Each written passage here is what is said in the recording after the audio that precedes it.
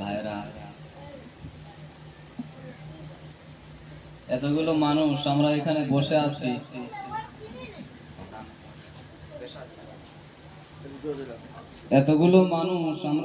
বসে আছি, আমি সালাম দিলাম, তা মনে হলো যেন কবরস্থানে সালাম দিয়েছি। কবর জিয়ারতের সময় হুজুরেরা গিয়ে সালাম দেয় না? কবরের ভিতর থেকে জবাব আসে বাবা? কোনো জবাব আসে না।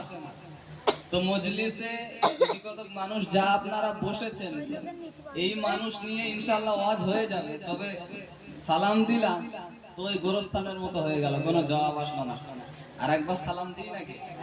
আসসালামু আলাইকুম ওয়া রাহমাতুল্লাহ। ওয়া আলাইকুম আসসালাম ওয়া রাহমাতুল্লাহি ওয়া বারাকাতুহু। আলহামদুলিল্লাহ।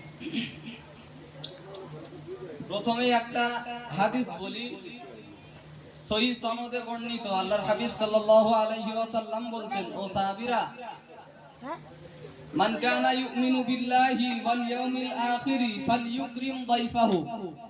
নবী বলছেন, ও সাহাবীরা, আমার কোন উম্মতি যদি আল্লাহর প্রতি ঈমান আনে আর আখিরাতের প্রতি যদি ঈমান আনে, ফালইউকরিম, সে যেন সম্মান করে, দাইফাহু, তার এলাকায়, তার গোষ্ঠীতে, তার বাড়িতে আগত মেহমানকে। এটা নবীর হাদিস। জি, তো আজ থেকে যদি আমরা ১৫০০ বছর পিছিয়ে যাই, এই মজলিসে যিনি বসতেন তিনি হলেন সরওয়ারে কায়নাত রাহমাতুল লিল আলামিন নবী মুহাম্মদ মুস্তাফা সাল্লাল্লাহু আলাইহি ওয়াসাল্লাম। আর আমরা যারা সামনে বসে আছি, এই জায়গাতে বসতেন বিশ্বনবীর কলিজা ছেঁড়া সাহাবীরা। তো আল্লাহর হাবিব সাল্লাল্লাহু আলাইহি ওয়াসাল্লাম যদি এইরকম মঞ্চে দাঁড়িয়ে ভাষণ দিতেন, বক্তৃতা দিতেন, তো নবীর এতগুলো উম্মত যারা এখনো বাজারে মজলিসে না বসে আপনার কুটুম নিয়ে, শালা সম্বন্ধী নিয়ে যারা ব্যস্ত, রাসূল এই কন্ডিশন, এই অবস্থা দেখে খুশি হতেন বাবা? না, একদম খুশি হতেন না। এত টাকা খরচ করে আপনারা মজলিসের ইন্তজাম করেছেন, তা আপনাদের উচিত হলো রাসূলের আদর্শ, রাসূলের নীতি, নবীর হাদিসের দিকে তাকিয়ে তার এলাকায় আগত মেহমানকে সম্মান দেওয়ার জন্য, জি, অন্তত মজলিসটাতে এসে বসা। যদি মজলিসে না বসেন, যদি আমরা মজলিসে না বসে এদিকে ওদিকে ঘোরাফেরা করি, তো একটা খাঁটি সত্যি কথা বলি ভাই, এই বক্তা তার নজরানা পেয়ে যাবে। এই প্যান্ডেল যারা করেছে, ডেকোরেটর, নির্ধারিত মূল্য তারা বুঝে পাবে। জি, আপনারা এত কষ্ট করে মজলিসের আয়োজন করেছেন, আপনারা কিছুই পাবেন না। এই খাটনি সব বেকার হয়ে যাবে ভাই। আমার যুবক ভাইরা, যতদূর মাইকের আওয়াজ যাচ্ছে, আল্লাহর রাস্তায় একটু মজলিসটাতে এসে বসেন। نحمده ونستعينه ونستغفره ونؤمن به ونتوكل عليه ونعوذ بالله من شرور أنفسنا ومن سيئات أعمالنا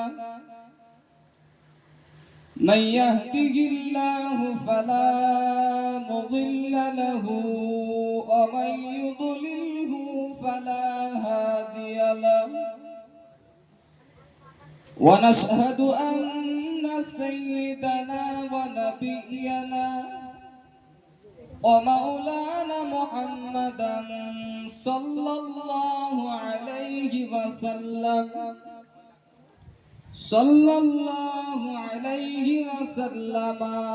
عبده ورسوله فأعوذ بالله من الشيطان الرجيم بسم الله الرحمن الرحيم يا أيها الذين آمنوا صلوا عليه وسلموا تسليما দরুদ আল্লাহুম্মা সাল্লি আলা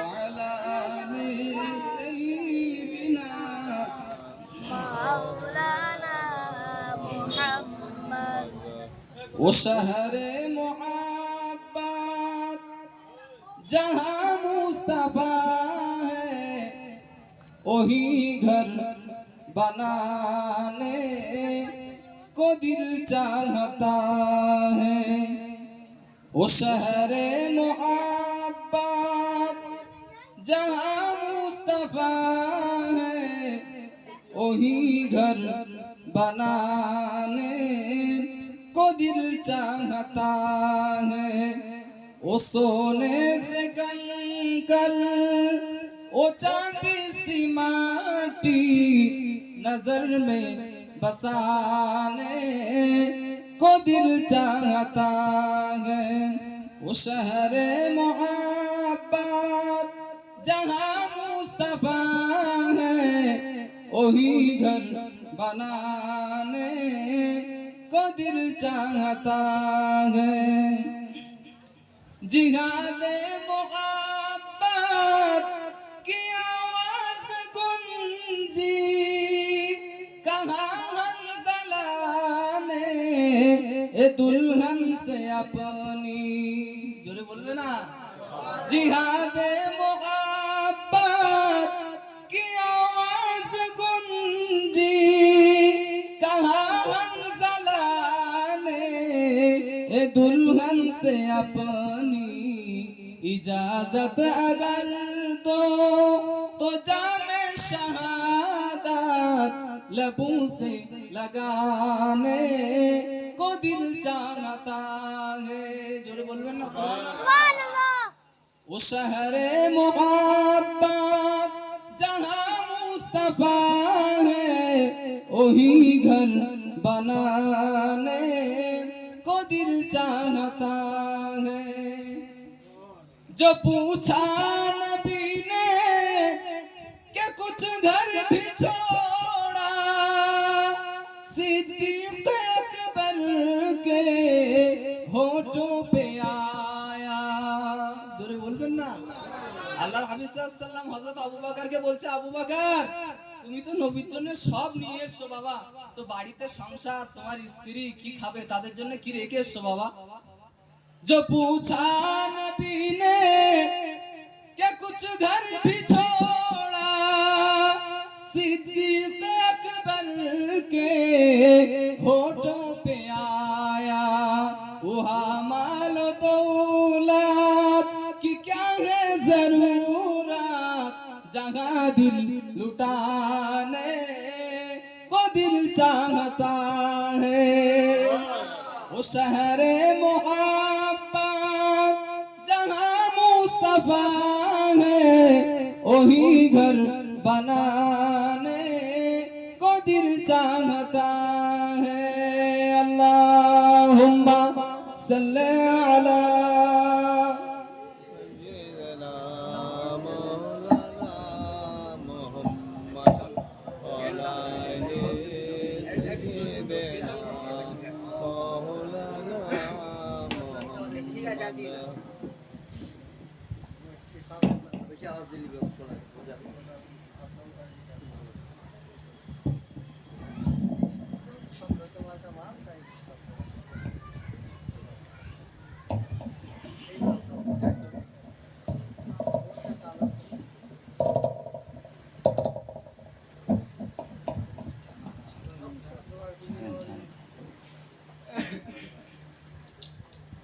যেহেতু সংক্ষিপ্ত সময়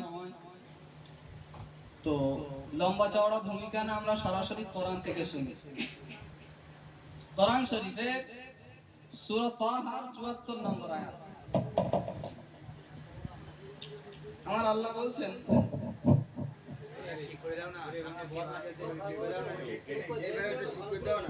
ঠিক আছে সমস্যা নেই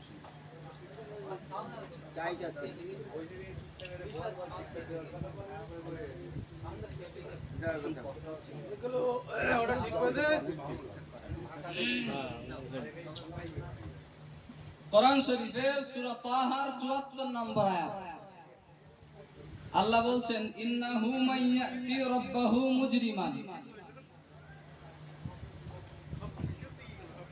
আল্লাহ বলছেন বান্দা পাপের জীবন নিয়ে, অপরাধের জীবন নিয়ে, গুনাহের জীবন নিয়ে আমার দেওয়া গাইডলাইন অনুযায়ী কেউ যদি জীবন যাপন না করে আমার কাছে আসে ফাইন্না লাহু জাহান্নাম, আমি আল্লাহ তাদেরকে জাহান্নামে দিব। সুবহানাল্লাহ, সুবহানাল্লাহ বলে নাউজুবিল্লাহ।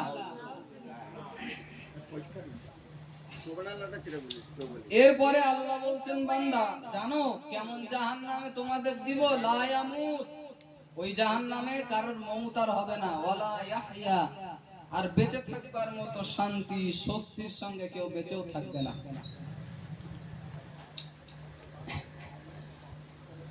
কোরআন শরীফের সূরা তাহা 74 নম্বর আয়াতে মহান আল্লাহ জানিয়েছেন ইন্নাহু মাইয়াতি রাব্বাহু মুজরিমান। মহান আল্লাহ জানিয়েছেন যারা পাপের জীবন নিয়ে আমার কাছে আসবে, অপরাধের জিন্দেগি নিয়ে যারা আমি আল্লাহ আমার নিকট হাজিরা দেবে, আমার দেওয়া বিধিবিধান অনুযায়ী জীবন যাপন না করে যারা আমার কাছে আসবে, আল্লাহ পাক রব্বুল আলামিন জানিয়েছেন ফাইন্না লাহু জাহান্নাম, আমি আল্লাহ তাদেরকে জাহান্নামে দিব। তাহলে রবের ঘোষণা, বান্দা যদি পাপ কাজ করে আমার কাছে আসো আমি আল্লাহ জাহান্নামে দিব।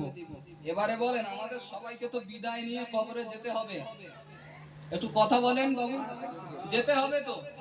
পৃথিবীতে হিন্দু, মুসলিম, ইহুদি, খ্রিস্টান, শিখ, পারসিক, যত ধর্ম, যত বর্ণের মানুষ আছে, সারা বিশ্বের মানুষ এক কথা এটা বিশ্বাস করে যে আমাদের মৌত একদিন হবে, মৃত্যু আমাদের একদিন হবে।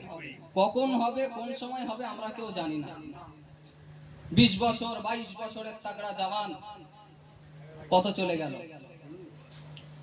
আল্লাহ তাই বলছেন বান্দা কাইফা তাকফুরুনা বিল্লাহি, বান্দা কেমনে তুমি আমার সঙ্গে কুফরি করো? ও বান্দা কিভাবে তুমি আমার নাফরমানি করো? বান্দা তুমি মনে রাখো অকুনতুম আমওয়াতান, নিশ্চয়ই তোমরা সবাই ছিলে মুর্দা, তোমরা সবাই ছিলে মৃত। মনে রাখো বান্দা ফাআহইয়াকুম, আমি আল্লাহই তো তোমাদেরকে জীবন দান করেছি। জীবন কে দিয়েছেন? জীবন আল্লাহ দিয়েছেন। এবারে ওই আল্লাহ বলছেন মনে রাখো বান্দা জীবন যদি আমি তোমায় দিতে পারি, সুম্মা ইউমিতুকুম, আমি আল্লাহ তোমারে মারতেও পারি। মনে রাখো 4 মাস বয়সে তোমার মায়ের পেটের ভিতরে আমি আল্লাহ তোমারে জীবন দিয়েছিলাম। এরপরে আল্লাহু আখরাজাকুম মিন বুতুনি উম্মাহাতিকুম লা তা'লামুনা শাইআ, মহান আল্লাহ জানিয়েছেন 4 মাস বয়সে তোমাদের মায়ের পেটের ভিতরে তোমারে জীবন দিয়ে আমি আল্লাহ আমার জমিনের মুখ দেখিয়েছিলাম। লা তা'লামুনা শাইআ, যেদিন তোমরা কিছুই জানতে না, তোমরা কিছুই জানতে না, আমি আল্লাহ তোমার মায়ের পেটের ভিতর থেকে বার করে আমার জমিনের মুখ দেখিয়েছিলাম, সেদিন তোমরা কিছুই জানতে না। মনে রাখো বান্দা আমি আল্লাহ জীবন যদি তোমায় দিতে পারি, সুম্মা ইউমিতুকুম, আমি আল্লাহ তোমারে মারতেও পারি। ঠিক নির্দিষ্ট সময়ই তোমার মৌত হয়ে যাবে। আর মনে রাখো বান্দা তোমার এই মরণটা শেষ নয়, এরপরে তোমার কবরের ভিতরে নিয়ে যাওয়া হবে। কবরের ভিতরে নিয়ে যে আমি আল্লাহ তোমার ভিতরে আবার জীবনের সঞ্চার ঘটাবো। কবরের ভিতরে আমি আল্লাহ তোমারে আবার জীবন দান করব। আর মনে রাখো এই জীবনটা দিয়ে আমি আল্লাহ তোমার কাছে তোমার জিন্দেগীর নেকি আর বদির হিসাব নিকাশ নিব। ফাআম্মা মান ফাকুলাত মাওয়াজিনুহু ফাহুয়া ফি ঈশাতির রাদিয়া, আল্লাহ বলছেন বান্দা যদি তোমার জীবনের গুনাহ তুলনায় সওয়াবের পরিমাণ ভারী হয়, আমি আল্লাহ আমার জান্নাত তোমাদের নসিব করে দিব। সুবহানাল্লাহ। وأما من خفت موازينه فأمه هاوية মহান আল্লাহ জানিয়েছেন আর মনে রাখো বান্দা তোমার জীবনের সওয়াবের পরিমাণ যদি কম হয় তোমার জিন্দেগীর গুনার পরিমাণটা যদি ভারী হয়ে যায় নেকির পরিমাণ যদি কম হয় তোমার গুনাহের পরিমাণটা যদি বেশি হয় আমি আল্লাহ পাক রব্বুল আলামিন বলছি ফাউম্মুহু হাবিয়া হাবিয়া নামক দোজখের পেটে তোমারে জায়গা করে দিব ও আমার বান্দা বান্দিরা মনে রাখো আর এমন জাহান্নাম এমন দোজখ আমি তোমারে দিব লা ইয়ামুতু ফিহা ওই জাহান্নামের ভিতরে মানুষ আর মরবে না মানুষের মউত আর হবে না মানুষের মউত হলে একটা মানুষ চিন্তা মুক্ত হয়ে যায় সেই জাহান্নামে আর মউত হবে না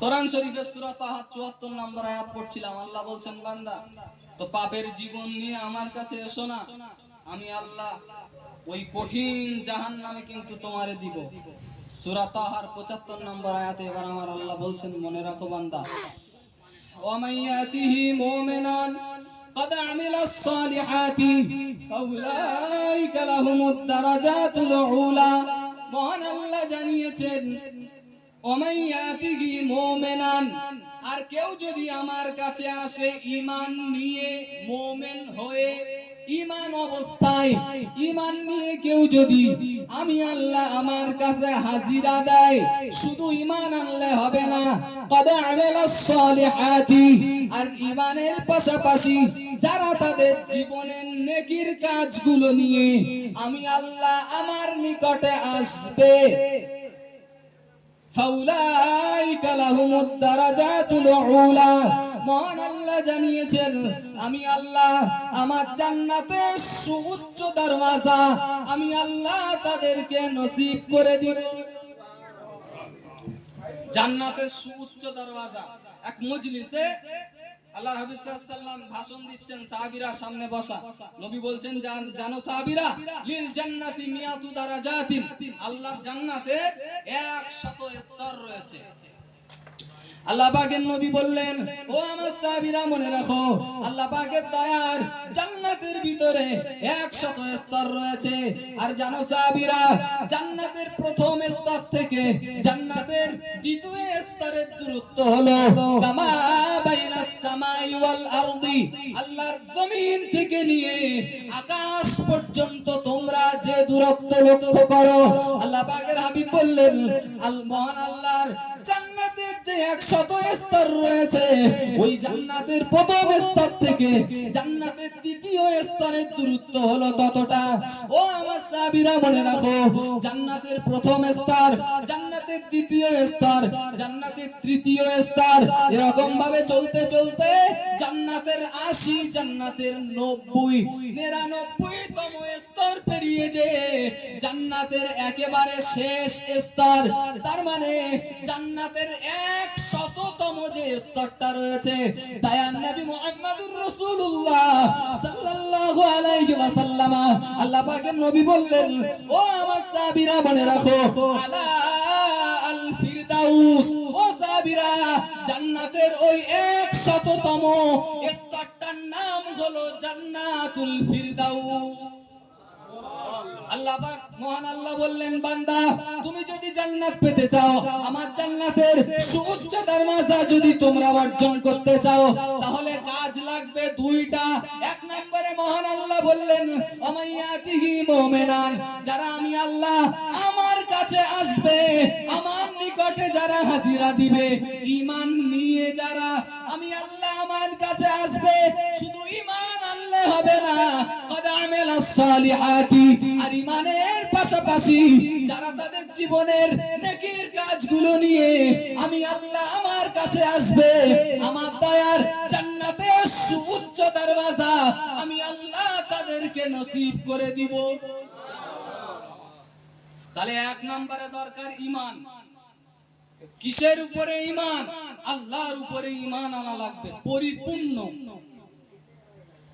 আল্লাহর সঙ্গে শিরিক করা যাবে না জি এরপরে ঈমান দরকার ও মালাইকাতিহি তার ফেরেশতা মণ্ডলী দিগের উপর আল্লাহর ফেরেশতারা যে সত্য এই বিশ্বাস দরকার। অকুতুবিহি আর আল্লাহর পাঠানো কিতাবের উপরে, আল্লাহর পাঠানো যত কিতাব আছে, যত সহিফা আছে, সব কটার উপরে ঈমান আনা দরকার। অরাসূলিহি আর ঈমান আনা দরকার রাসূলের উপরে। রাসূলের উপরে কি ঈমান আনবেন, কি বিশ্বাস আনবেন? যে আল্লাহর হাবিব সাল্লাল্লাহু আলাইহি ওয়াসাল্লাম তিনি হলেন শেষ নবী, তিনি শেষ নবী। তার পরে আর কোন নবী আসবে? পৃথিবীর সমস্ত নবী আম্বিয়ায়ে কেরাম তারা নিজেদের পরিচয় নিজেরাই দিয়েছেন, জি, কিন্তু আমার আল্লাহ হযরত মুহাম্মদ মুস্তাফা সাল্লাল্লাহু আলাইহি ওয়াসাল্লামের পরিচয় স্বয়ং আমার আল্লাহ কোরআন শরীফের ভিতরে দিয়েছেন। আমার আল্লাহ বলছেন, বান্দা শোনো, মা কানা মুহাম্মাদুন আবা আহাদিম মির রিজালিকুম ওয়ালাকিন রাসূলুল্লাহি ওয়া খাতামান নাবিয়্যিন। আল্লাহ পাক রব্বুল আলামিন বলছেন, ও আমার বান্দা বান্দিরা মনে রাখো, মা কানা মুহাম্মাদুন, মুহাম্মদ সাল্লাল্লাহু আলাইহি ওয়াসাল্লাম নন, রাসূলুল্লাহ নন। রাসূলুল্লাহ মুহাম্মদ সাল্লাল্লাহু আলাইহি ওয়াসাল্লাম তিনি কেউ নন, তিনি কেউ নন। ওয়ালাকিন রাসূলুল্লাহ, বরং তিনি হলেন আল্লাহর প্রেরিত রাসূল। শুধু নবী, শুধু রাসূল তাই নয়, খাতামান নাবিয়্যিন। আর মুহাম্মদুর রাসূলুল্লাহ সাল্লাল্লাহু আলাইহি ওয়াসাল্লাম আর রাসূলকে দিয়ে, মুহাম্মদ সাল্লাল্লাহু আলাইহি ওয়াসাল্লামকে দিয়ে আমার আল্লাহ নবুয়তের দরওয়াজা বন্ধ করে দিয়েছেন। তাই আমার আল্লাহ বললেন, ও আমার বান্দা বান্দিরা, খাতামান নাবিয়্যিন, আর তিনি হলেন শেষ নবী। তার পরে আর কোন নবী আসবেন না। মুহাম্মদ সাল্লাল্লাহু আলাইহি ওয়াসাল্লাম শেষ, তার পরে পৃথিবীতে আর কেউ আর নবী হয়ে আসবে না। জি, ওয়াজ লম্বা করলে এর গোটানো সম্ভব না সংক্ষিপ্ত সময়। তো আল্লাহর ঘোষণা, আল্লাহ বলছেন, বান্দা ঈমান নিয়ে আমার কাছে আসো। ছোট্ট একটা ঘটনা বলি। আল্লাহর নবীর একজন সাহাবী ছিলেন হযরত আব্দুল্লাহ বিন হুযাফা রাদিয়াল্লাহু তাআলা আনহু। তো রোম সম্রাট আব্দুল্লাহ বিন হুযাফাকে কোন এক জিহাদের ময়দান থেকে বন্দী করেছেন। রোম সম্রাটের দরবারে আব্দুল্লাহ বিন হুযাফাকে হাজির। আব্দুল্লাহ বিন হুযাফাকে ডাক দিয়ে বলছেন, শোনো, আমি রোম সম্রাট বলছি, তুমি নাকি আল্লাহর প্রতি ঈমান এনেছো? আব্দুল্লাহ বিন হুযাফা বলে, হ্যাঁ। রোম সম্রাট বলছেন, শোনো, তুমি যদি তোমার আল্লাহর প্রতি ঈমান ছেড়ে দিতে পারো, তাহলে আমি রোম সম্রাট তোমাকে মুক্ত করে দিব সসম্মানিত অবস্থায়। শুধু মুক্ত করে দিব তাই না, আমার অর্ধেক রাজত্ব আমি রোম সম্রাট তোমাকে দিয়ে দিব। শুধু আমার অর্ধেক রাজত্ব দিব না, আমার সুন্দরী মেয়ের সঙ্গে আমি রোম সম্রাট তোমার বিবাহের ব্যবস্থাও করে দেব। এবার ডিসিশন তোমার, দেখো কি করবা। এক বিন্দু দেরি না করে আব্দুল্লাহ বিন হুযাফা বললেন, শোনো, যে ঈমান একবার আল্লাহকে আল্লাহ বলে বিশ্বাস করে নিয়েছে, যেই জবান একবার মুহাম্মদ সাল্লাল্লাহু আলাইহি ওয়াসাল্লামকে শেষ নবী বলে স্বীকার করে নিয়েছে, সেই আব্দুল্লাহ বিন হুযাফার ঈমান বাতিলের কাছে কোনদিনের জন্যও নত হবে না। রোম সম্রাট বললেন, দেহে শক্তি আছে তো, গরম গরম কথা, জেলখানায় বন্দী করো। তত সময় পর্যন্ত আব্দুল্লাহ বিন হুযাফাকে খাবার দেবে না, যত সময় না পর্যন্ত আব্দুল্লাহ বিন হুযাফা মৌতের দোরগোড়ায় পৌঁছে যাচ্ছে। একেবারে মৃত্যুর সামনাসামনি যখন আব্দুল্লাহ বিন হুযাফা পৌঁছে যাবে, ওই সময় আব্দুল্লাহ বিন হুযাফার খাবার দেওয়া হবে। জি, সম্রাটের অর্ডার, আব্দুল্লাহ বিন হুযাফাকে বন্দী করা হলো। আল্লাহ পাকের নবীর প্রিয় সাহাবী হযরত আব্দুল্লাহ বিন হুযাফা রাদিয়াল্লাহু তাআলা আনহুকে জেলখানায় বন্দী করা হলো। ও বাবাজিরা, ভাইরা, মনে রাখুন, আব্দুল্লাহ বিন হুযাফার নাড়ি পরীক্ষা করতে লাগলো। একেবারে মৌতের দোরগোড়ায় যেই না আব্দুল্লাহ বিন হুযাফা পৌঁছে গিয়েছে, এই সময় রোম সম্রাটের পক্ষ থেকে আব্দুল্লাহ বিন হুযাফার কাছে খাবার নিয়ে আসা হলো। খাবার নিয়ে এসছে কি জানেন, ইসলামে যেটা একেবারে হারাম, নিয়ে এসছে শরাব, মদ, পানি, আর নিয়ে এসছে শুকরের মাংস। আব্দুল্লাহ বিন হুযাফা যখন দেখলেন, আব্দুল্লাহ বিন হুযাফা মশলা জানেন, নবী সাহাবী আব্দুল্লাহ বিন হুযাফা মশলা জানেন। উনি জানেন যে এই কন্ডিশনে আমাকে এটা খাওয়া জায়েজ, জীবন বাঁচানোর জন্য, জীবন বাঁচানোর তাগিদে এটা আমার জন্য জায়েজ হলেও এই কন্ডিশনে দাঁড়িয়ে আমি আব্দুল্লাহ বিন হুযাফা আমি এই খাবার কখনোই খাবো না। কারণ এখানে জীবন আর মরণ নিয়ে খেলা না, এখানে হক আর বাতিলের পক্ষে লড়াই। আমি যদি এই কন্ডিশনে দাঁড়িয়ে এই মদ পান করি, তাহলে গোটা বিশ্ব তাকিয়ে দেখবে যে ইমানদারের ইমানের পাওয়ার কত, কি ইমান তানারা ইমান এনেছিলেন। আব্দুল্লাহ বিন হুযাফা রাদিয়াল্লাহু তাআলা আনহু এক বিন্দু বিসর্গ দেরি না করে বললেন, কোনদিনের জন্য আব্দুল্লাহ বিন হুযাফা তোমার দেওয়া এই খাবার ভক্ষণ করবে না।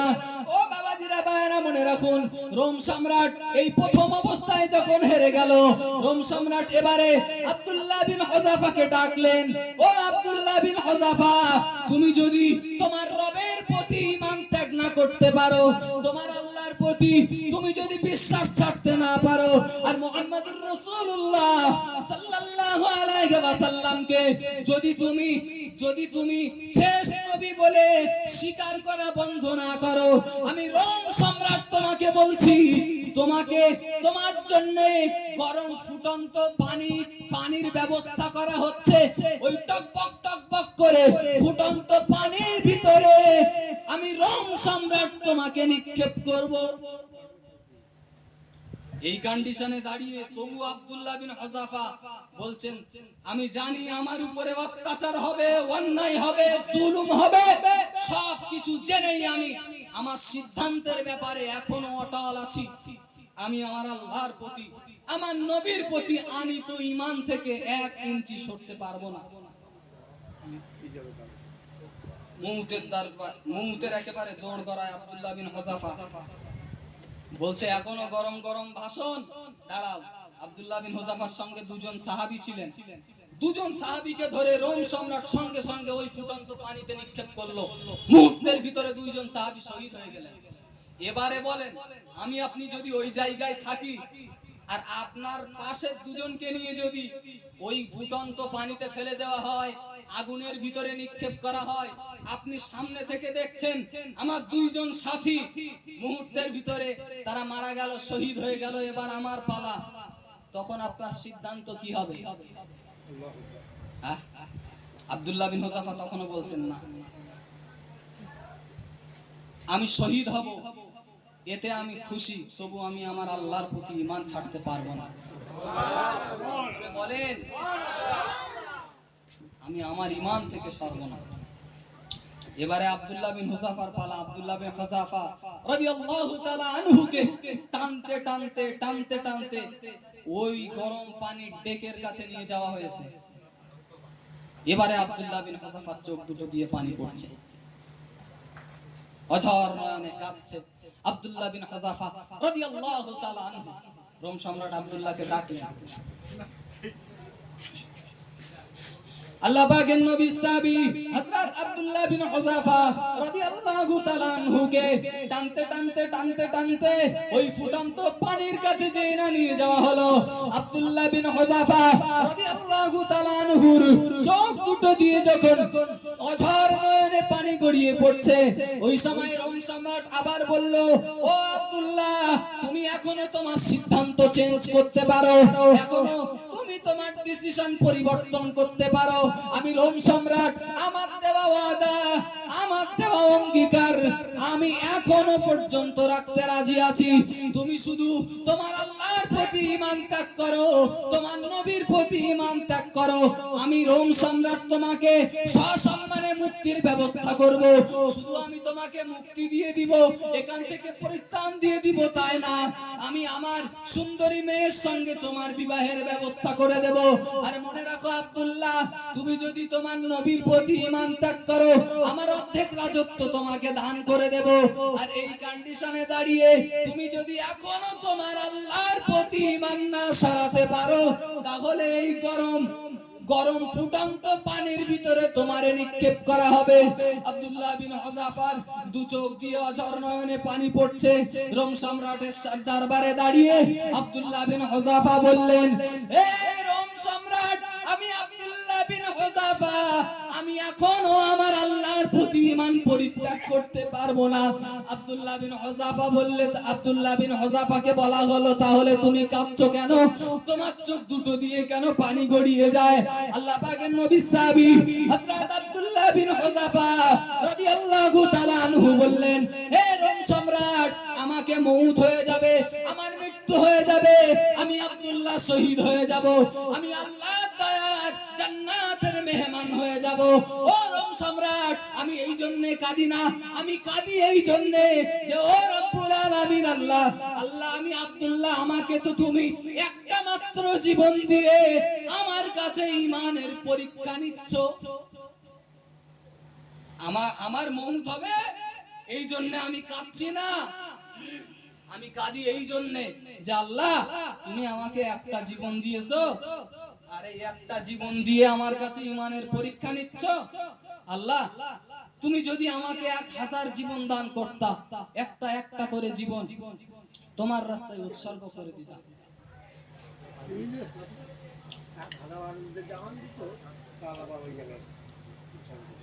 আব্দুল্লাহ বিন হুযাফা রোম সম্রাটের দরবারে দাঁড়িয়ে বলছেন, আমি কাঁদছি এই জন্য আল্লাহকে বলছি, আল্লাহ, একটা মাত্র জীবন দিছো, আরো একটা জীবন দিয়ে তুমি তোমার বান্দা আব্দুল্লাহ বিন হুযাফার কাছে ঈমানের পরীক্ষা নিচ্ছ। আমি আব্দুল্লাহ বিন হুযাফা, আমার মনের যেন হচ্ছে, আল্লাহ, তুমি আমাকে 1000 জীবন দান করতা, একটা একটা করে জীবন তোমার রাস্তায় উৎসর্গ করে দিয়ে তোমার বান্দা আব্দুল্লাহ বিন হুযাফা গোটা পৃথিবীর সামনে প্রমাণ করিয়ে দিত, একজন ঈমানওয়ালার কাছে, একজন মুমিন বান্দার কাছে ঈমানের মূল্য কতটা বেশি। তানাদের ঈমান আর আমাদের ঈমান, ইসলামের জন্য তানাদেরও দরদ ছিল, আমাদের দরদ কম না। এই জলসার মজলিসের আয়োজন করে এখনো বহু মানুষ মেহমান নিয়ে ব্যস্ত, কুটুমে এসে শ্বশুর জামাই। যুবক, যে ঈমান আব্দুল্লাহ বিন হুযাফা অর্থের বিনিময়ে বিক্রি করিনি, সুন্দরী রমণীর কাছে আব্দুল্লাহ বিন হুযাফার ঈমান বিক্রি হয়নি, অর্ধেক সাম্রাজ্যের কাছে আব্দুল্লাহ বিন হুযাফার ঈমান বিক্রি হয়নি। আর যুবক, তুমি সেই মহামূল্যবান ঈমানটা এই 8000 টাকার মোবাইলের কাছে বিক্রি করে দিলে। 18 বছর বয়সী নারী, 16 বছর বয়সী নারীর কাছে তোমার ওই মহামূল্যবান ঈমান, যে ঈমানের মূল্য আব্দুল্লাহ বিন হুযাফার কাছে জীবনের চাইতে বেশি ছিল, যে ঈমানের মূল্য আব্দুল্লাহ বিন হুযাফার কাছে অর্ধেক সাম্রাজ্যের চাইতে বেশি ছিল, যে ঈমানের মূল্য আব্দুল্লাহ বিন হুযাফার কাছে সুন্দরী নারীর চাইতে বেশি ছিল, তুমি তোমার সেই মহামূল্যবান ঈমানটা এই 8000 টাকার মোবাইলের কাছে, একজন নারীর কাছে তুমি সেই ঈমান বিক্রি করে দিলে। তুমি যদি নারী ছাড়া, ফোন ছাড়া, মোবাইল ছাড়া, ফ্রি ফায়ার ছাড়া, পাবজি ছাড়া কিছু না বোঝো, আগামী দিনে ইসলামের নিরাপত্তা মিলবে কিভাবে? বাপ বলো, ইসলাম কিভাবে নিরাপত্তা পাবে? গোটা দেশ জুড়ে, গোটা পশ্চিম বাংলা, গোটা ভারতবর্ষ, আর বেশি দূর যেতে হবে না ভাই, আমার বসিরহাট এলাকায় জি আজকে মুসলমান লাঞ্ছিত, বঞ্চিত, অপমানিত, মুসলমান মার খাচ্ছে এমনি। আল্লাহর কোরআনের আয়াত, জাহরাল ফাসাদু ফিল বাররি ওয়াল বাহর বিমা কাসাবাত আইদিন নাস। ও বান্দা বান্দিরা, জলে স্থলে যত প্রকার ঝঞ্ঝাট, ঝামেলা, মারামারি, গদির লড়াই, মারামারি যাই দেখতে পাচ্ছ, এগুলো সব তোমাদের হাতের কামাই, তোমাদের কর্মের ফল, তোমাদের কর্মের ফল। জি, একটু পরিবর্তন হতে হবে বাবা, ঈমান মজবুত করতে হবে সাহাবীদের মতো। তানাদের ইসলামের জন্য দরদ ছিল, সে ঘটনা বলতে চাচ্ছি না ভাই, আর ঘটনা বলা হুজুরও আমি না, ভাই বাপজি আমার, আমি বোঝাচ্ছিলাম ঈমান নিয়ে আল্লাহর কাছে যেতে হবে। ওই ঈমান বাতিলের কাছে কোনোদিন বিক্রি করা যাবে? টিএমসি করবেন, বিজেপি করবেন, আপনার সিদ্ধান্তের ব্যাপার। আইএসএফ করবেন না টিএমসি করবেন, আপনার সিদ্ধান্তের বিষয়। তবে একটা কথা সর্বাবস্থায় মাথায় রাখবেন, কোনদিনের জন্য ঈমান বিক্রি করে দিয়ে রাজনীতি আমরা করব না। ঈমান বিক্রি করে দিয়ে রাজনীতি করব না। সাধু বাবার সামনে নমস্কার করা যাবে? যে ঈমান বাতিলের কাছে একেবারে মউতকে দৌড় গড়ায় দেখে আব্দুল্লাহ বিন হুযাফার ঈমান বিক্রি হয়নি, সেই মহামূল্যবান ঈমান তুমি দুটো পয়সার বিনিময়ে বিক্রি করে দিচ্ছ বাপ। আমাদের ঈমান তো জানি। এই ভোটের সময়, ভাই আমি পলিটিক্সের কথা বলি না, তবু একটুখানি বলছি শোনেন। এই ভোটের সময় চায়ের দোকানে সব বড় বড় ওস্তাদ বসে, আসবে ভাই এক কাপ চা, দুটো বিস্কুট। এক কাপ চা আর বিস্কুটই তোমার ঈমান বিক্রি হয়ে গেল। অর্ধেক রাজত্বের বিনিময়ে আব্দুল্লাহ বিন হুযাফার ঈমান বিক্রি হয়নি, সেই মহামূল্যবান ঈমান তোমার এক কাপ চায়ে বিক্রি করে দিলে। ছি, তুমি মুসলমানের বাচ্চা, লজ্জা থাকা দরকার। এই কথা বলবো খোদার কসম, আমি ভেবে আসিনি, তবু আল্লাহ বলিয়ে নিচ্ছেন। জানি না এর হিকমত কি, আল্লাহই ভালো জানে। একটু পরিবর্তন হন যুবক, একটু পরিবর্তন হতে হবে। তুমি হয়তো ভাবছো এখনো আমি অনেক দিন বাঁচবো, না, তোমার মতো কত যুবক মারা যাচ্ছে। খোদার কসম, একসঙ্গে পরীক্ষা দিয়েছি, আমার সাথী ভাই আমার থেকে বয়সে ছোট চলে গিয়েছে, কোনো গ্যারান্টি নেই বাপ কে কখন মারা যাবে। হয়তো এই জলসা আপনার আমার জীবনের শেষ মাহফিল হতে পারে। লা ইস্তাখিরুনা সাআতাও ওয়া লা ইস্তাকদিমুন। মউতের সময় নির্ধারিত আছে, আর ওই মউতের সময় যখন দৌড় গড়ায় আসবে, এক সেকেন্ড আগেও হবে না, এক সেকেন্ড পরেও হবে না। ছোট্ট একটা কথা বলবেন ভাই, আপনাকে যদি জানিয়ে দেওয়া হয় আজকে কি বার, শনিবার না, রবিবারে বিকাল 4:30টায় তোমার মউত নির্ধারিত, একেবারে কাগজে কলমে লিখিত, আল্লাহর পক্ষ থেকে ঘোষণা, রবিবারে 4:30টায় তোমার মউত। এখন তুমি কি করবে? ভাই বাপজি যারা বসছেন, আপনি কি করবেন বলেন? আপনার হাতে একটা দিন সময় নেই, তাও মোবাইলে ফ্রি ফায়ার খেলবে কেউ, তখন ফ্রি ফায়ার আমরা খেলবো না, তখন মসজিদে চলে যাব, সবার কাছে ক্ষমা চাইবো, আমি হয়তো আর বাঁচবো না। জীবনে যদি ত্রুটি বিচ্যুতি করে থাকি আল্লাহর রাস্তায় ক্ষমা করে দিয়েন। বন্ধু বান্ধবদের বলবো, ভাই জীবনে অনেক অন্যায় করেছি, একসঙ্গে থেকেছি, আমাকে ক্ষমা করে দিও। হ্যাঁ না না, ঠিক না ভুল? জি। তো আমরা সবাই চলে যাব, এই কন্ডিশনে দাঁড়িয়ে আপনি মসজিদে ভীষণ কান্নাকাটি করবেন না, করবেন না? কালকে বিকাল 4:30টায় আমার মউত হয়ে যাবে। এই মায়া, মমতা, ভালোবাসা, হাজার হাজার টাকার সম্পদ, লক্ষ লক্ষ টাকার সম্পদ, আমার সঙ্গে কেউ যাবে না, আমি একা ওই নীরব নগরের বাসিন্দা হয়ে যাব। একটু ভাবেন, একটু ভাবেন। ওয়াজ শুধু শুনলে হবে না, একটু বুঝতে হবে, একটু ভাবতে হবে। অনেক হুজুর আসবে, জলসা আলহামদুলিল্লাহ মালদা মুর্শিদাবাদ বহুত করছে, অহংকার না, আল্লাহ মাফ করুন। তো দেখছি, তো এলাকা ঘুরে ঘুরে দেখছি ওয়াজ, এখন সে কিরকম হয়ে গেছে জানেন? 1.5 ঘন্টা সময় তো উঠে খুতবাই আধা ঘন্টা শেষ, আধা ঘন্টা শেষ। এবারে দাদা হুজুর জীবনী অথবা বড় বিশ্বের কেবলার জীবনী, আধা ঘন্টা শেষ। জি, তারপর এবার আপনাদের জান্নাতের নিজানির পালা। শেষ নবীর উম্মত আছো বাবা, খবরদার চিন্তা করো না, আল্লাহ পাক তোমাদেরকে জান্নাত দান করবে। সূর্যে দিতে পারি না এ না, তার শরীর রাজ করতে গেলে ঘটনা বলতে হবে। ঘটনা বলা ছেলে আমি না। 1.5 ঘন্টার ওয়াজ জীবনী বলে নেমে গেল, 15,000 20,000 টাকা নিয়ে চলে গেল। এর সামনে যারা শ্রোতা, ওরাও বিরাট সুবহানাল্লাহ দিলে। এই হচ্ছে, আল্লাহ আমাদের ক্ষমা করুন। একটু বুঝতে হবে বাবা, ঈমান আমাদের মজবুত হতে হবে। ঈমানের ব্যাপারে, ঈমানের ব্যাপারে কারোর কাছে মাথা নত করা যাবে না। সম্রাটের দরবারে দাঁড়িয়ে আব্দুল্লাহ বিন হুযাফার মাথা নত হয়নি। আরো অনেক ঘটনা আছে, সেগুলো আমি বলতে চাচ্ছি না, চলেন। তো ঈমান নিয়ে আমাদেরকে আল্লাহর কাছে যেতে হবে, সেই ঈমানটা মজবুত করেন। এবার একটা হাদিস বলি। আল্লাহর হাবিব সাল্লাল্লাহু আলাইহি ওয়াসাল্লাম বলছেন, ও সাহাবীরা, ভরা মজলিসে নবী বসে রয়েছেন, আল্লাহ পাকের নবী মুহাম্মদুর রাসূলুল্লাহ সাল্লাল্লাহু আলাইহি ওয়াসাল্লাম নবী আমার সাহাবীদের নিয়ে মজলিসে বসে রয়েছেন। ও বাবাজিরা, ভাইরা, মনে রাখুন, আল্লাহ পাকের নবী বললেন, ও আমার সাহাবীরা মনে রাখো, বাইনাল আবদি ওয়া বাইনাল কুফরি তারকুস সালাহ। আমি মুহাম্মদুর রাসূলুল্লাহ সাল্লাল্লাহু আলাইহি ওয়াসাল্লাম বলছি, একজন মুমিনের ভিতরে আর একজন কাফেরের ভিতরে পার্থক্য হলো একটাই, সেটার নাম হলো সালাত। সালাত, নামাজ। তুমি যদি নামাজ আদায় করতে পারো তবেই তুমি ঈমানদার।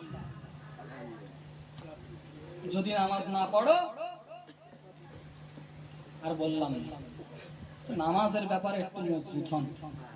আমরা সবাই চলে যাব, কেউ থাকবো না।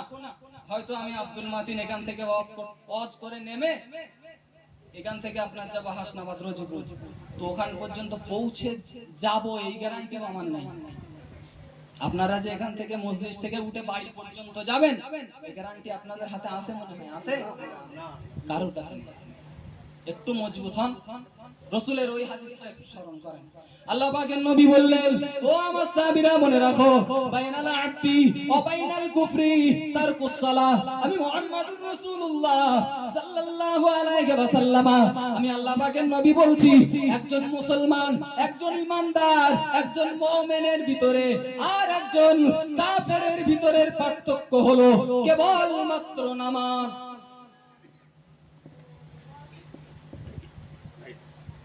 নামাজ আদায় করতে হবে।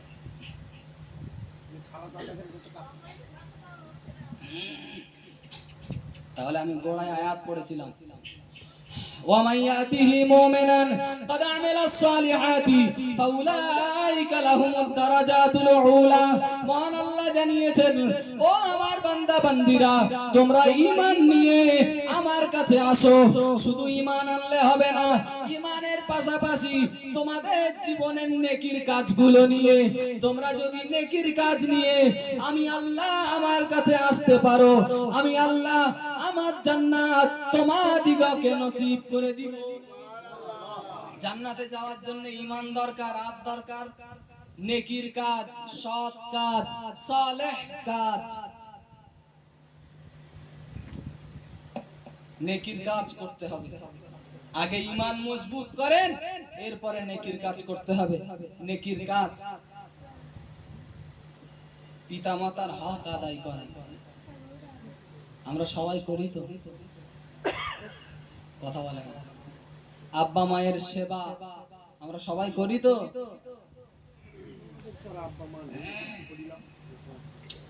পিতামাতার হক আদায় করতে হবে। এক সাহাবী আল্লাহর হাবিবের দরবারে এসেছেন। নবী মসজিদে নববীতে বসে রয়েছেন। একজন সাহাবী আল্লাহর হাবিবের দরবারে আসলেন। আল্লাহ হাবিব সাল্লাল্লাহু আলাইহি ওয়াসাল্লামকে এসে সালাম করলেন। এক সাহাবী আল্লাহর নবীর দরবারে আসলেন, আসসালাতু ওয়াসসালামু আলাইকা ইয়া রাসূলুল্লাহ, আসসালাতু ওয়াসসালামু আলাইকা ইয়া হাবিবাল্লাহ, ইয়া রাসূলুল্লাহ, ইয়া হাবিবাল্লাহ, হুজুর, মা হাক্কুল ওয়ালিদাইনি আলা ওয়ালাদিহিমা, ইয়া রাসূলুল্লাহ, ইয়া হাবিবাল্লাহ, হুজুর, আমার আব্বা আম্মার উপরে আমার দায়িত্ব কতটা? ইয়া রাসূলুল্লাহ, আমার মাতা পিতার উপরে আমার হক কতটা? মুহাম্মদুর রাসূলুল্লাহ সাল্লাল্লাহু আলাইহি ওয়াসাল্লাম নবী আমার কোন পরিমাণ নির্ধারণ না করি বললেন, হুমা জান্নাতুকা ওয়া নারুকা।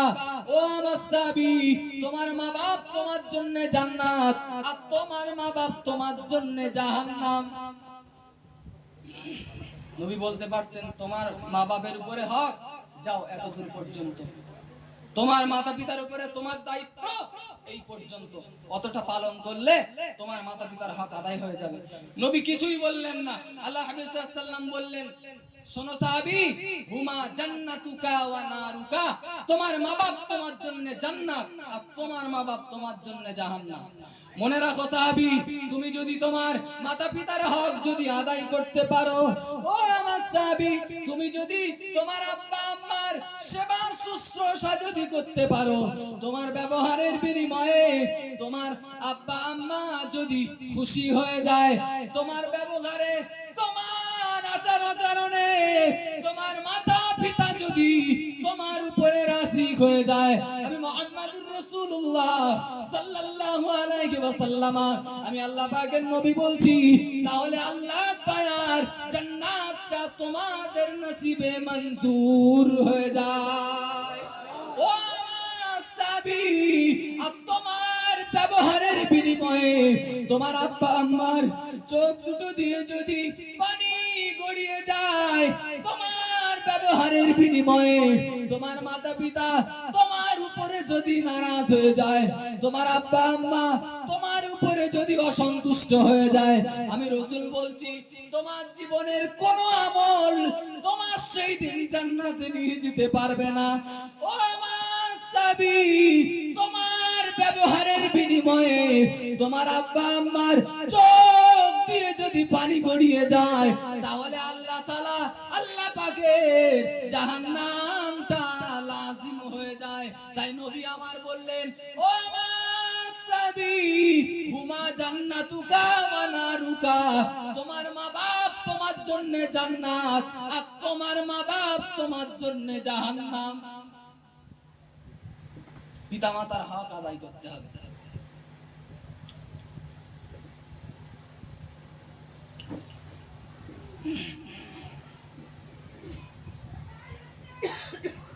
আব্বা আম্মার সেবা শুশ্রূষা করতে হবে।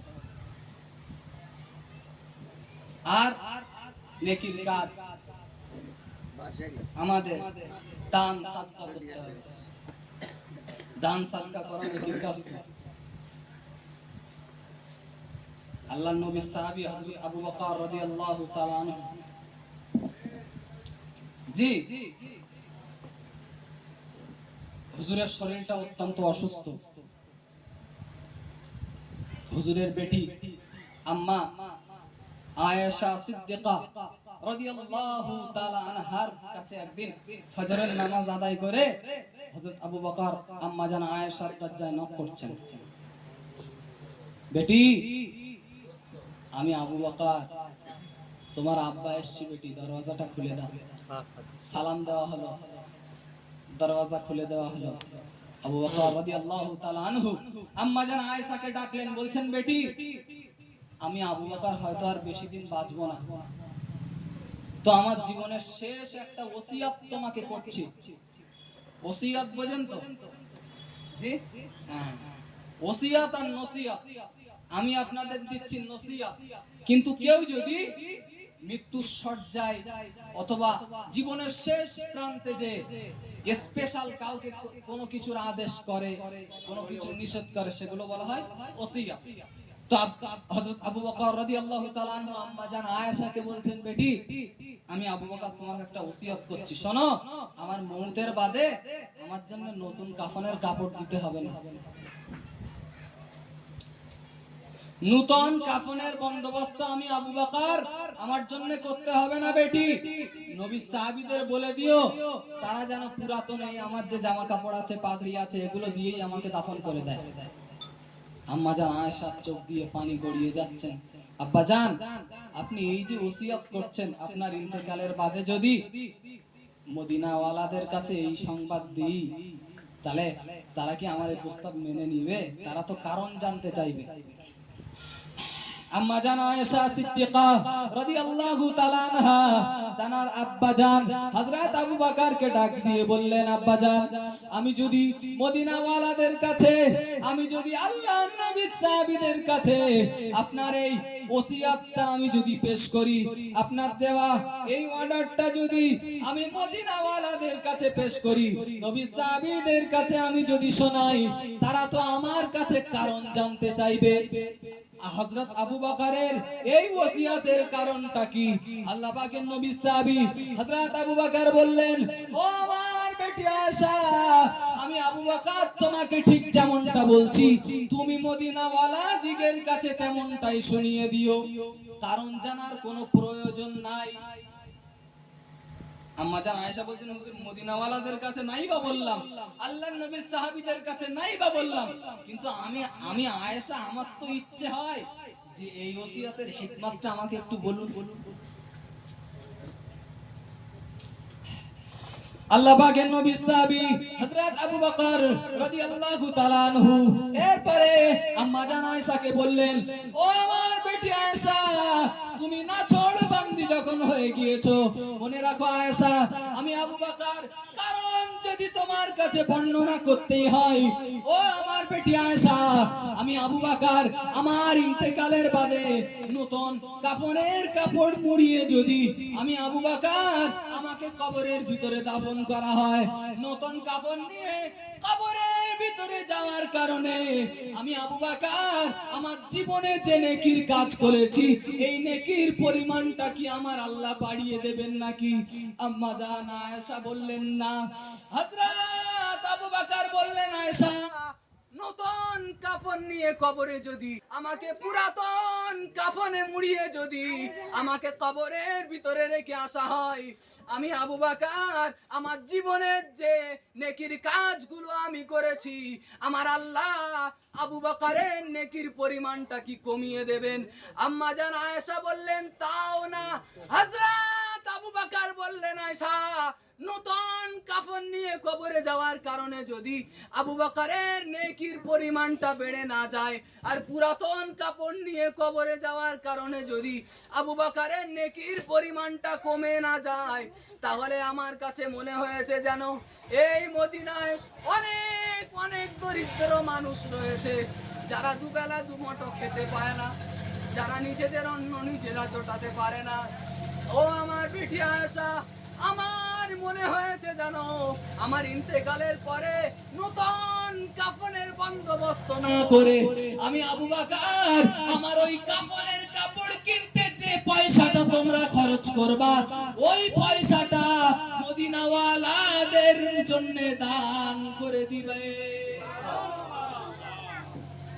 নতুন কাফন নিয়ে কবরে গেলে আবু বকরের আমল বাড়বে না, ওই নতুন কাফন কিনতে যে পয়সা খরচ হয় ওই পয়সা তোমরা মদিনাওয়ালাদের মধ্যে দান করে দিবে। সুবহানাল্লাহ। আর একটু মন খুলে বলে সুবহানাল্লাহ।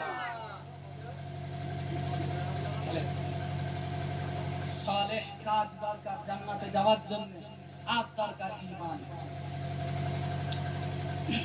জি, তো ঈমানের সব চাইতে মজবুত যেটা দরকার আমাদের জন্য আল্লাহর প্রতি বিশ্বাস, নবীর প্রতি বিশ্বাস, কিতাবের প্রতি বিশ্বাস। সব কিছুর পরে হাদিসে নবী বললেন, জানো সাহাবীরা,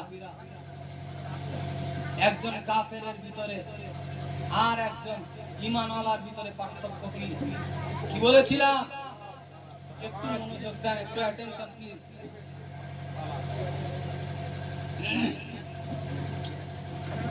আমরা যারা এখানে মোটামুটি সবাই নামাজ পড়ে, তো কেউ আছে সাপ্তাহিক নামাজে, আবার কেউ বাৎসরিক বছরে 2 দিন, সবাই নামাজ পড়ে। কেউ বছরে 2 দিন, কেউ বা সপ্তাহে 1 দিন, সপ্তাহে 1 দিন নামাজ পড়ে।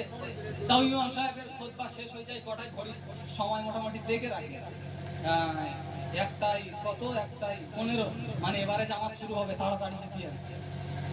আপনি জানেন জুমার দিন জুমার নামাজে মসজিদে ঢুকেই 2 রাকাত সালাত আছে, তাহিয়াতুল ওযুর নামাজ। তো আল্লাহর হাবিব সাল্লাল্লাহু আলাইহি ওয়াসাল্লাম স্বপ্ন যোগে কখনো কখনো আল্লাহর জান্নাত দেখতেন। সুবহানাল্লাহ, সুবহানাল্লাহ। আমরা তো স্বপ্নে দেখি হেলিকপ্টার চালাচ্ছি, প্লেন চালাচ্ছি, কেউ ট্রেন চালায়, কেউ আবার মারপিট করে, কারোর আবার মার্ডার করা, আরেক রকম স্বপ্ন দেখে। তো রাসূল সাল্লাল্লাহু আলাইহি ওয়াসাল্লাম জান্নাত দেখছেন স্বপ্ন যোগে, আর নবীদের স্বপ্ন এটা সত্য। আল্লাহ পাকের নবী মুহাম্মদুর রাসূলুল্লাহ সাল্লাল্লাহু আলাইহি ওয়াসাল্লাম মাঝে স্বপ্ন যোগে আল্লাহর জান্নাত দেখতে পেতেন। ও ভাইরা আমার মনে রাখুন, ঠিক সেম কন্ডিশনে কোন একদিন তিনি আল্লাহর দয়ার জান্নাতের ভিতরে ঘুরে বেড়াচ্ছেন। ও ভাইরা আমার মনে রাখুন, রাসূলুল্লাহ তার আগে যেন কার একটা পায়ের চলার আওয়াজ শুনতে পাচ্ছেন, কিন্তু কে রাসূলুল্লাহ এইটা আন্দাজ করতে পারছেন না। পরে যখন নবী আন্দাজ করলেন, সিদ্ধান্ত নিয়ে ফেললেন, এটা দুনিয়ার অন্য কারো পায়ের আওয়াজ না, এটা আমার সাহাবী হযরত বেলালের পায়ের আওয়াজ। সুবহানাল্লাহ। হাফসি বেলালের পায়ের আওয়াজ নবী শুনছেন। মদিনার মসজিদে নববী শরীফে আযান হয়ে গেল, নামাজ হয়ে গেল, জামাত হয়ে গেল। মুহাম্মদুর রাসূলুল্লাহ সাল্লাল্লাহু আলাইহি ওয়াসাল্লাম নবী আমার বেলালকে ডাকলেন, ও আমার সাহাবী বেলাল, সামিআতু তুসফানা আলাইকা বাইনা ইয়াদাইয়া ফিল জান্নাহ আও কামা ক্বালা আলাইহিস সালাম। দয়ান নবী মুহাম্মদুর রাসূলুল্লাহ সাল্লাল্লাহু আলাইহি ওয়াসাল্লাম আল্লাহ পাকের নবী বললেন, ও আমার সাহাবী বেলাল, তোমাকে কি একটা খুশির খবর দিব না বেলাল? ও আমার সাহাবী বেলাল, আমি নবী মাঝে স্বপ্ন যোগে আল্লাহর জান্নাত পরিভ্রমণ করি। ও সাহাবী বেলাল, ঠিক সেম কন্ডিশনে আজকে আমি আল্লাহর জান্নাত পরিভ্রমণ করছিলাম। আমার আগে কে যেন একজন চলছিল, তার পায়ের স্যান্ডেলের আওয়াজ আমি শুনতে পাচ্ছিলাম। আমি নবী আমার আগে কে একজন চলছিল, তার পায়ের স্যান্ডেলের আওয়াজ শুনতে পাচ্ছিলাম। ও আমার সাহাবী বেলাল, সামিআতু তুসফানা আলাইকা বাইনা ইয়াদাইয়া ফিল জান্নাহ। ও সাহাবী বেলাল, ওই পায়ের আওয়াজটা দুনিয়ার অন্য কোন মানুষের পায়ের আওয়াজ না, ওটা ছিল তোমার স্যান্ডেলের আওয়াজ। কি এমন আমল তুমি করো বেলাল, যে আমলের বিনিময়ে আল্লাহ তোমাকে এই মর্যাদা দিয়েছে। আমি নবী জান্নাত পরিভ্রমণ করছি, আমি জান্নাত দর্শন করছি, আর আমার আগে তোমার স্যান্ডেলের আওয়াজ শুনতে পাচ্ছি। ও আমার সাহাবী বেলাল, জিন্দেগিতে কি এমন আমল তুমি করেছো বেলাল? হযরত বেলাল বললেন, ইয়া রাসূলুল্লাহ, ইয়া হাবিবাল্লাহ, হুজুর, আমার জিন্দেগির তেমন কোনো আমল নাই, তবে একটা আমল আমি করি। আমার যে না ওযু নষ্ট হয়ে যায়, আমি বেলাল সঙ্গে ওযু করে নিয়ে দুই রাকাত তাহিয়াতুল ওযুর নামাজ আদায় করি। সুবহানাল্লাহ। আল্লাহর নবী বললেন, ও আমার সাহাবী বেলাল, এই আমলের বিনিময়ে আমার আল্লাহ তোমাকে এই মর্যাদাটা দান করেছে। সুবহানাল্লাহ। সুবহানাল্লাহ। জুমার দিন মসজিদে এসে দুই রাকাত তাহিয়াতুল ওযুর নামাজ। এবারে শোনেন তো, সপ্তাহে একদিন নামাজে আসলে আবার নামাজের ভিতরে আমাদের মনোযোগ কোথায়? আমরা যারা মোটামুটি নামাজ পড়ি, প্রায় আমাদের নামাজের ভিতরে মনোযোগ থাকে? দেহ নামাজ পড়ছে ট্যাটরা কলুপাড়ার মসজিদে, আর জি মন ঘুরে বেড়াচ্ছে সেই ট্যাটরার হাট করে। এ নামাজের মূল্য আছে? قد أفلح المؤمنون الذين هم في صلاتهم خاشعون। ওই মুমিন সফল কাম যারা নামাজের ব্যাপারে মনোযোগী। সপ্তাহে একদিন নামাজ, এরপরেও নামাজের মন থাকে না, দেহ নামাজ পড়ছে, আর আমার যুবক ভাই, আমার সোনার ছেলেদের মন ফ্রি ফায়ার গেম খেলছে। একটু পরিবর্তন হবে অটোমেটিক।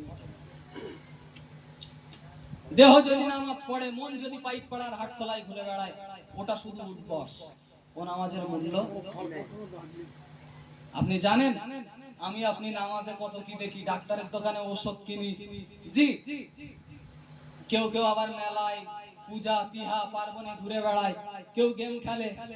হাবিব সাল্লাল্লাহু আলাইহি ওয়াসাল্লাম যখন নামাজ আদায় করতেন, আল্লাহর নবী সাল্লাল্লাহু আলাইহি ওয়াসাল্লাম নামাজের ভিতরে আল্লাহর জান্নাত দেখতে পেতেন। সুবহানাল্লাহ। খুলে বলবেন না? সুবহানাল্লাহ।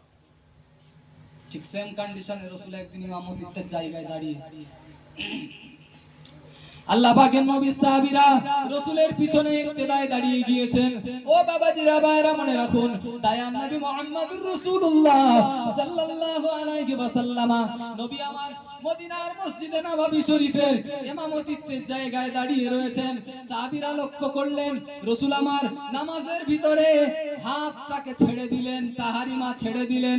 তাহারিমা ছেড়ে দিয়ে নবী আমার সামনের দিকে এগিয়ে গেলেন। এরপরে মুহাম্মদুর রাসূলুল্লাহ সাল্লাল্লাহু আলাইহি ওয়াসাল্লাম নবী আমার হাতটাকে লম্বা করে দিলেন, যেন কিছু একটা ছিড়বার মতো করছেন। এরপরে নামাজ সমাপ্ত হয়ে গেল।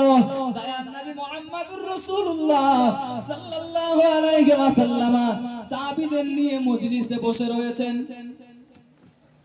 একজন সাহাবী বলছেন, ইয়া রাসূলুল্লাহ, আজকের দিনে নামাজে দেখলাম আপনি তাহারিমা ছেড়ে দিয়ে সামনের দিকে এগিয়ে গেলেন, এরপরে আপনি হাতটাকে লম্বা করলেন, হাতটা উঁচু করলেন। আমরা সাহাবীরা ভাবছিলাম যেন আপনি কিছু একটা ছিঁড়তে যাচ্ছেন।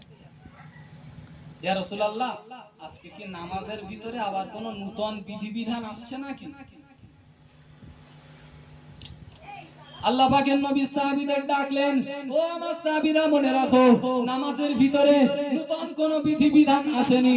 তবে ও আমার সাহাবীরা, আমি নবী, আমি যখন নামাজে দাঁড়িয়ে যাই, আমি মুহাম্মদুর রাসূলুল্লাহ সাল্লাল্লাহু আলাইহি ওয়াসাল্লাম মাঝে মাঝে মাঝে মাঝে আল্লাহর দয়ার জান্নাত দেখতে পাই। ও সাহাবীরা, আজকের দিনে আমি নবী আল্লাহর জান্নাত দেখতে পাচ্ছিলাম। ও আমার সাহাবীরা, আমি নবী জান্নাতের অনেক অনেক কিছু দেখছিলাম।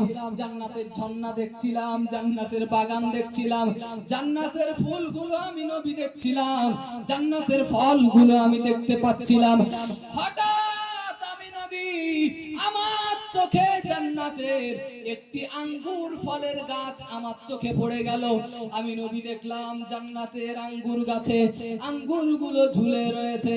আমি নবী আমার মনে হলো আমি এই জান্নাতের আঙ্গুর নিয়ে আমি যদি আমার সাহাবীদের জন্য নিয়ে যাই, আমার সাহাবীরা, আমার উম্মতিরা তারা অনেক অনেক সন্তুষ্ট হবে। এজন্য আমি নবী আল্লাহর নামাজের ভিতরে দাঁড়িয়ে তাহারিমাটা ছেড়ে দিয়ে আমি আমার হাত দুটো লম্বা করে দিলাম। হাতটাকে লম্বা করে দিয়ে হাতটাকে উঁচু করে আমি জান্নাতের আঙ্গুর ফলটা ছিঁড়বার মতো চেষ্টা করছিলাম, জান্নাতের আঙ্গুর ছিঁড়বার চেষ্টা করছিলাম।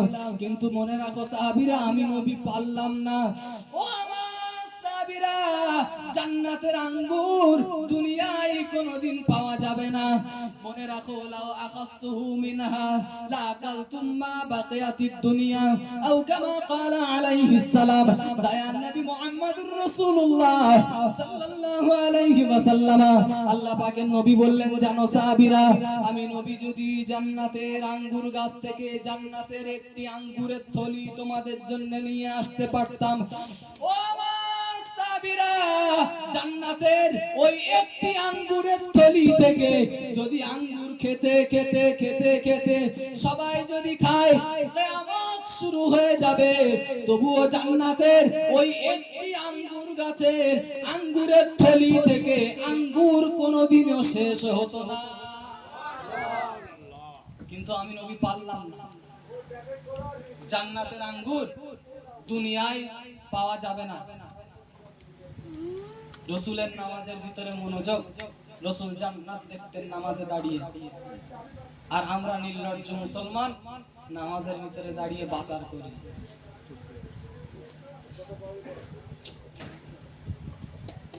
নামাজের ব্যাপারে মনোযোগী হন। আরো অনেক কথা ভাই, সংক্ষিপ্ত সময়, এদিক থেকে আবার অলরেডি সিগন্যাল চলে এসেছে। যাই বা হোক, তো ঈমান আমরা কোনো কিছুর বিনিময়ে বিক্রি করব না, আর সালাত আমাদের আদায় করতে হবে, আর নেকির কাজগুলো করতে হবে। এগুলো মাথায় রাখবেন যেন এই ওয়াজ শোনাটা বেকার না হয়ে যায়। আমার আশাটাও সার্থক হোক, আপনাদেরও জীবনের মূল্যায়ন ঘটুক। জি, তো একবার দরুদ শরীফ পড়েন, মাইক ছাড়বো, দরুদ শরীফ পড়েন। আল্লাহুম্মা সাল্লি আলা সাইয়্যিদিনা মাওলানা মুহাম্মদ ওয়া আলা